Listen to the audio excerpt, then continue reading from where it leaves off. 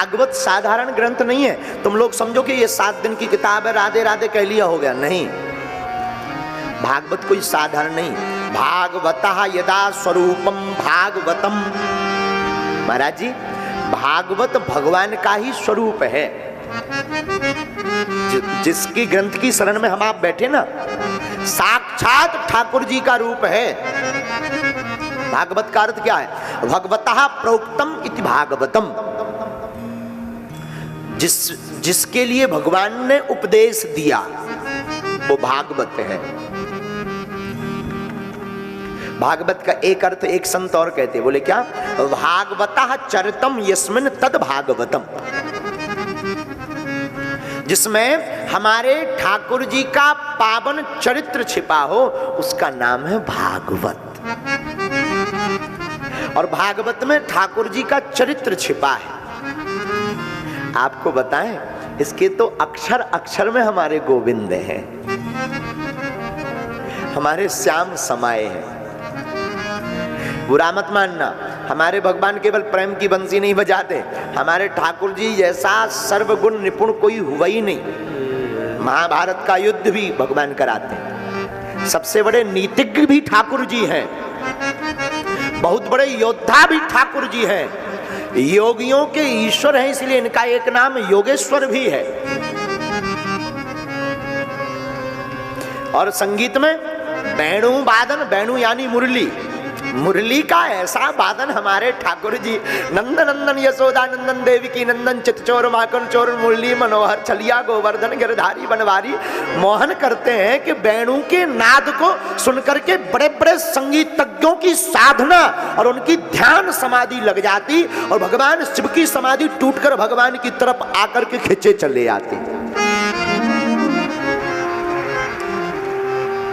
बड़ा संगीतज्ञ भी कोई है तो हमारे नंद नंदन यशोदानंदन है।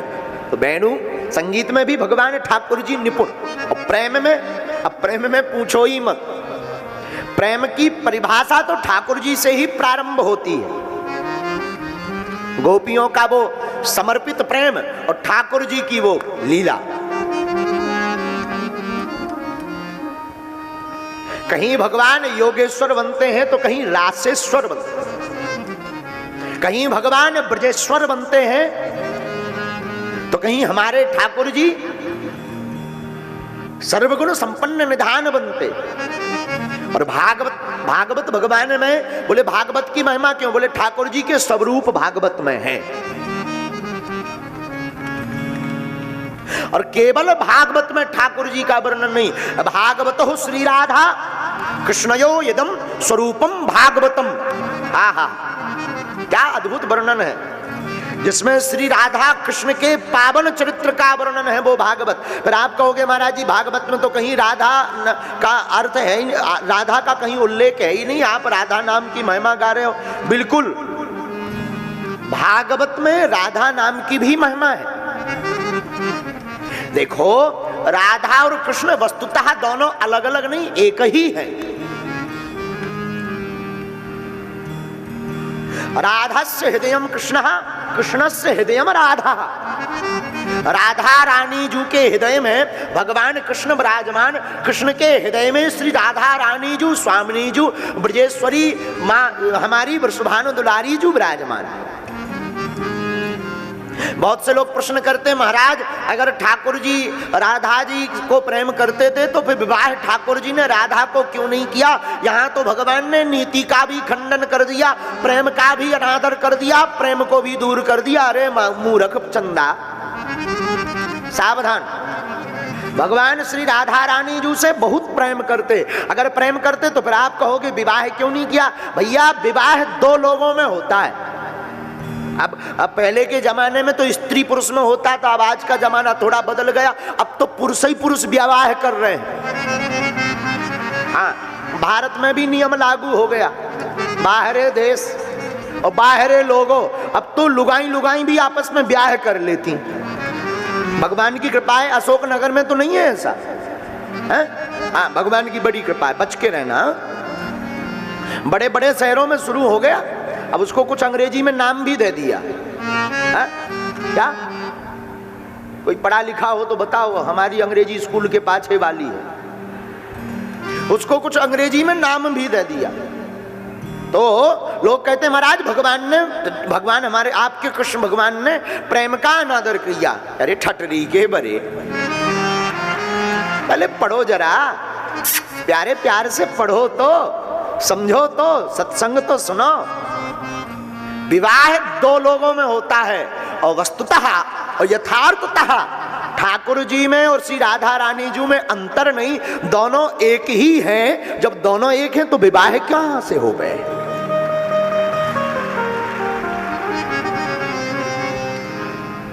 और भागवत में राधा नाम का उल्लेख क्यों नहीं? परमहंस श्री सुखदेव जी की गुरु थी श्री राधा रानी, और मुख से एक बार राधा का नाम श्री सुखदेव जी ले लेते थे तो 6 वर्ष तक की 6 माह तक की समाधि लग जाती थी। हाँ, इसलिए श्री सुखदेव जी ने विचार किया कि कहीं हमने राधा कहा और 6 माह की समाधि लग गई तो राजा परीक्षित को 7 दिन में मरने का तक्षक नामक नाग के काटने से मौत का वरदान मिला है, तो ये तप जाएंगे, भागवत होगी नहीं, सत्संग ठहर जाएगा, हमारी समाधि में ही सब गड़बड़ हो जाएगा। इसलिए राधा नाम का उल्लेख नहीं किया, संकेत पूर्ण रूप से किया। राधा नाम मात्रेण मूर्छा साश्मा सिकी भवेत अतो ना गृहीत मुनिना। इसलिए मुनि ने राधा नाम का उल्लेख नहीं किया श्रीमद् भागवत में। और श्री राधा जी से देखो भाई, आप कहेंगे फिर आप सिद्ध करके बताओ कि भागवत में राधा नाम का उल्लेख, राधा का संकेत कहां आया? तो भागवत नाम में ही श्री राधा रानी जी का संकेत है। पहले भागवत का नाम था सिर्फ भागवतम, भागवत केवल भागवत। जब श्री व्यास जी ने भागवत का निर्माण किया और भगवान श्री विष्णु श्री हरि के पास जाकर कहा सरकार आपकी कथा का हमने निर्माण किया, आप इस पर कृपा कीजिए, तो भगवान विष्णु ने माँ लक्ष्मी जी की तरफ देख करके कहा कि देवी जी जरा आप भी इस पर अपने हस्ताक्षर कर दीजिए। तो श्री लक्ष्मी जी मुस्कुराकर बोली सरकार आपका ग्रंथ, आपकी महिमा, हमारा तो इसमें बैनर में नाम ही नहीं है, हम क्यों करें? भगवान बोले मतलब? बोले इसमें हमारा नाम कहीं हो तब हम इस पर हस्ताक्षर करें। अरे बोले अंधर संकेत रूप में तो आपका नाम है। तो श्री लक्ष्मी जी कहती हैं सरकार संकेत रूप में है पर मेन बैनर पर, मेन फ्रंट पर नहीं है, सामने हो तब बात बने। तो भगवान विष्णु ने वेदव्यास जी को कहा कि नाम में जरा सा इधर उधर करो। बोले जो आपकी आज्ञा। तो पहले केवल भागवत नाम था, पर भगवान की आज्ञा मानकर श्रीमद जोड़ दिया। श्री का अर्थ लक्ष्मी होता है, ये श्री राधा रानी जी ही भागवत में पहले नंबर पर विराजमान है। श्रीमद् भागवतम पुराण तिलकम यद वैष्णवानां धनम। श्रीमद् भागवतम पुराण तिलकम यद वैष्णवानां धनम। यस्मिन् पारमहंस मेव ममलम ज्ञानम परम गीयते।